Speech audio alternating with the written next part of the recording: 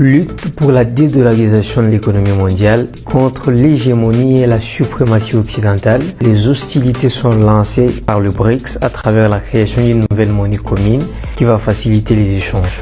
Le BRICS, c'est un groupe composé des économies émergentes dont le Brésil, la Chine, l'Inde, la Russie et l'Afrique du Sud. Alors la question principale majeure à laquelle il faudra apporter une réponse claire étant celle de déterminer clairement les avantages et les inconvénients d'une telle création monétaire au niveau de l'économie africaine mais également mondiale.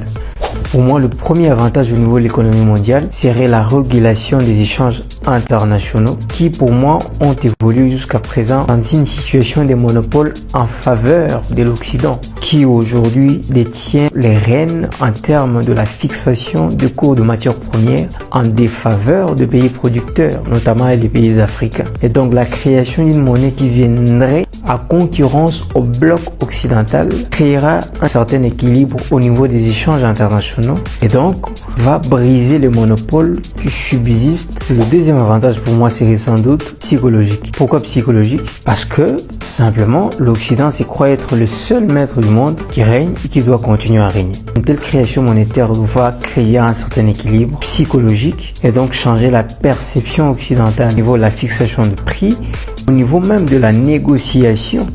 L'impact au niveau africain d'une telle création monétaire serait sans doute une stabilité monétaire. Qui dit stabilité monétaire dit stabilité de taux d'échange, de l'inflation. Il y aura aussi un équilibre au niveau des échanges commerciaux. Un autre avantage pour les pays africains, je pense qu'il y aura une certaine compétitivité des cours de matières premières. Donc la fixation de prix des matières premières va se faire de manière compétitive parce qu'elle ne sera pas seulement l'apanage d'un seul bloc occidental comme c'est le cas aujourd'hui. Il y aura une certaine compétition en termes de fixation de prix qui pourra contraindre le bloc occidental à revoir les termes des négociations et à donner un large éventail de choix pour le pays africain et donc pays producteurs de matières premières.